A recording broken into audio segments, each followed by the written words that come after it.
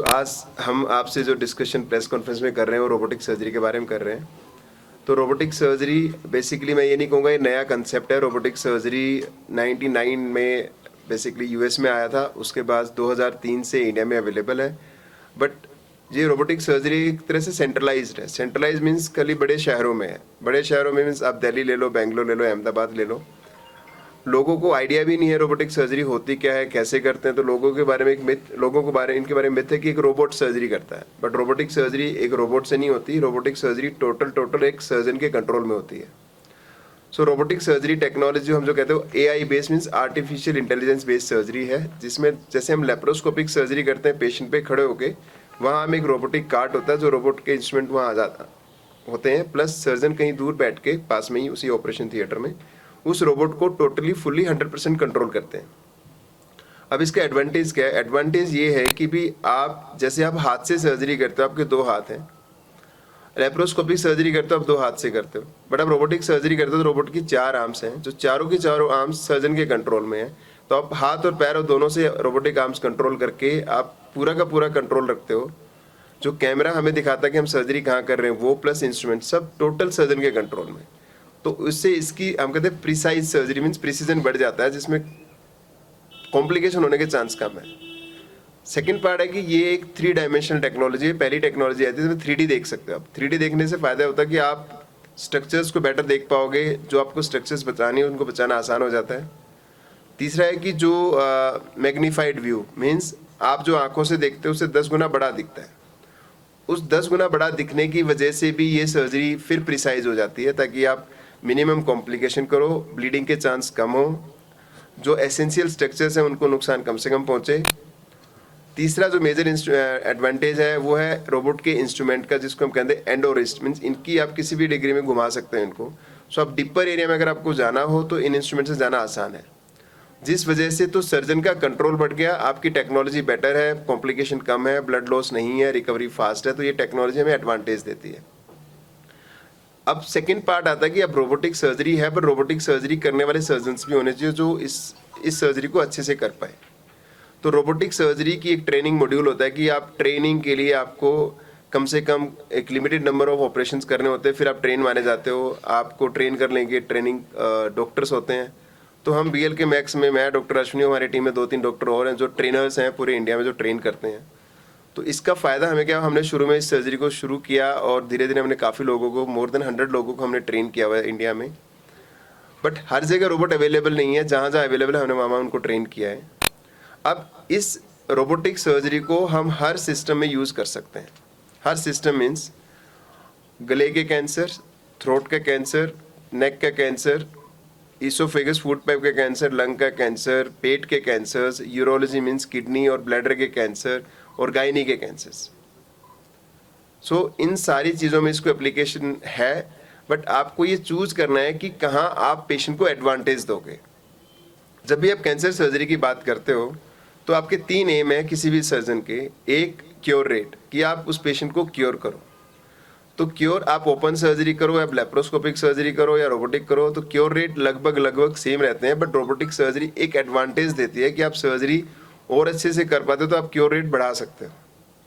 Second मकसद होता है कि भी आप कॉम्प्लिकेशन अगर कम कर दोगे तो आपको फंक्शंस बेटर रहते हैं। फंक्शंस मीन्स लाइक मैं गले के कैंसर की सर्जरी की बात करता हूँ, बोलना, खाना और पीना ऐसी चीज़ें होती हैं। तो ये फंक्शंस हमेशा रोबोटिक सर्जरी में बेटर रहते हैं। तो इसको हम फंक्शनल आउटकम कहते हैं। तो उसमें एडवांटेज है रोबोटिक सर्जरी का। तीसरा है कॉस्मेटिकली मीन्स आपको कहीं खाली आप क्योंकि रोबोट के इंस्ट्रूमेंट डाल रहे हो उतना ही आपका एक इंसिजन आता है 8 mm का। तो जब ये चीज़ें नहीं आती तो आपको पता नहीं लगता आपने सर्जरी भी कराई या नहीं कराई। तो साइकोलॉजिकल पेशेंट बहुत अच्छा फील करते हैं। तो जो फंक्शनल आउटकम की मैं बात कर रहा हूँ, हर सर्जरी के डिफरेंट है। गले की सर्जरी के फंक्शन अलग, थोरेक्स के अलग, पेट के अलग, गायनी सर्जरी के अलग। तो फंक्शनली ये माना गया है कि robotic surgery out of this whole technique is best. अब जो मैं आपसे बात करूँ कि ट्रेंड सर्जन होने ज़रूरी हैं। अब हर चीज़ बहुत अच्छे से नहीं कर सकते। बहुत अच्छे से मीन्स कि भी मैं सारी सर्जरी में ट्रेन नहीं हो सकता। आपको एक टीम डिवाइड करनी पड़ती है कि भी ये पर्टिकुलर डॉक्टर इस सर्जरी का एक्सपर्ट है। तो हमारे जो BL के मैक्स में कैंसर सर्जरी की टीम है, उसमें हम कम से कम 15 से 20 डॉक्टर हैं। Everybody is train in one field. Like doctor Ashwani है, अभी बात करेंगे आपसे, वो thorax, GI means food pipe, colon, rectum, इन सर्जरी और लंग सर्जरी के एक्सपर्ट हैं। तो आप डेली जो काम करते हो उसमें एक्सपर्ट हो जाते हो, तो जिस वजह से आप पेशेंट को कंट्रोल, मतलब आप अच्छी सर्जरी दे पाओगे, कॉम्प्लिकेशन कम होंगी और आपके क्योर होने के चांस बढ़ जाते हैं। तो ऐसी कोई टीम अगर होती है जो आपको डिफरेंट स्पेशलिटी को ट्रीट करती है और आपके पेशेंट्स को अच्छा आउटकम देती है, तो हम मानते हैं कि that is the best thing आप अपने पेशेंट को दे सकते हो। तो रोबोटिक सर्जरी की जो ये टेक्नोलॉजी है, ये अब आप देखोगे लास्ट 2 इयर्स में हर हॉस्पिटल रोबोट लेने की कोशिश कर रहा है, क्योंकि अब लोगों को समझ में आ गया इसके एडवांटेज हैं। आज से 10 साल पहले लोगों को समझ में नहीं आ रहा था। हमने शो शुरू किया था 2010-11 में, तो तब लोगों को लगता था कि why robot, but now everybody is talking about robotic surgery. ये मैं कैंसर की बात कर रहा हूँ, अब लोग जनरल सर्जरी में भी रोबोट को ले आए, लाइक कोई कोलिसिस्टिक मींस गोलब्लैडर निकालना है या गायनी की सिंपल हिस्टेक्टमी करनी है, क्योंकि आप उससे कॉम्प्लिकेशन कम कर रहे हो। सो ये टेक्नोलॉजी जो AI बेस्ड टेक्नोलॉजी है, 3D डायमेंशनल टेक्नोलॉजी है, उससे बहुत एडवांटेज मिल रही है आपको पेशेंट को बेटर क्योर रेट देने में और पेशेंट के फंक्शंस को बेटर रखने के लिए। चीज़ें हैं जो रोबोटिक सर्जरी में हम बेटर कर पाते हैं। जैसे कि एक चीज़ है कि एक सर्जरी को डेवलप करना एक चीज़ है, दूसरा उसको लोगों को ट्रेन करना वो भी एक बहुत ही इंपॉर्टेंट एस्पेक्ट है, क्योंकि आप हर जगह जाके ऑपरेट नहीं कर सकते और जिस हिसाब से हमारी पॉपुलेशन है वी नीड एक्सपर्ट्स। तो रोबोटिक सर्जरी में किसी दूसरे सर्जन को ट्रेन करना बहुत ही आसान है। This is also a good aspect of robotic surgery. दूसरा, ये जो हम ये बात कर रहे हैं कि क्या ये सर्वाइवल रेट बढ़ रहा है, क्या इसके कुछ हमारे पास एविडेंस है कि नहीं, तो अभी रिसेंटली कुछ स्टडीज़ निकल के आई हैं जिसमें ये बताया गया है कि रोबोटिक सर्जरी से ओवरऑल सर्वाइवल बढ़ता है, स्पेशली एंडोमेट्रियल कैंसर जो फीमेल कैंसर्स होते हैं, colorectal cancers and lung cancers. तो हमारे पास एविडेंस भी है कि हाँ ये सर्जरी हमें सर्वाइवल एडवांटेज दे रही है। तो जैसा कि डॉक्टर साहब ने बताया कि मैं फूड पाइप कैंसर्स में स्पेशलिस्ट हूँ, सो अभी हमारे पास गुलाम हसन जी हमारे साथ हैं, वो भी आपसे बात करेंगे।